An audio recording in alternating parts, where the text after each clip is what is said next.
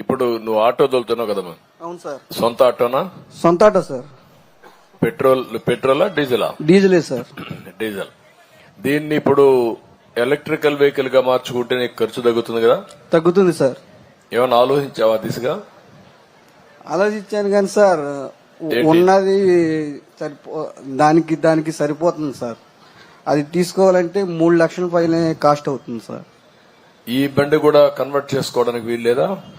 Convert చేసుకుంటానికి ఇంకా నాకు అంత ఇది లేదు సార్. కాదు, ఈ బండినే నువ్వు ఎలక్ట్రికల్ వెహికల్స్ గా మార్చుకోవడానికి అవకాశం ఉందా లేదా?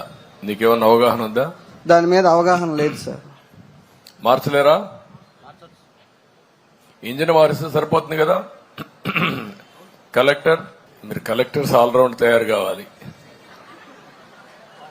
ఇప్పుడు. ఎందుకంటే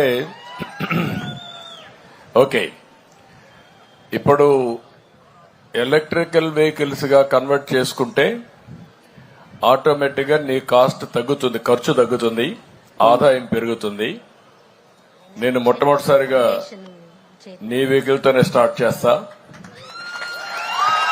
ఎలక్ట్రికల్ వెహికల్ ఇంట్లోనే ఛార్జ్ చేసుకోవచ్చు. నువ్వు ఇంట్లోనే ఛార్జ్ చేసుకుంటే చాలా సులభం అవుతుంది. నేను ఒకసారి కలెక్టర్కి నువ్వు కలువు, ఏం చేయాలి నేను గైడ్ చేస్తాం, దాని ప్రకారం ముందుకెళ్దాం. Okay sir.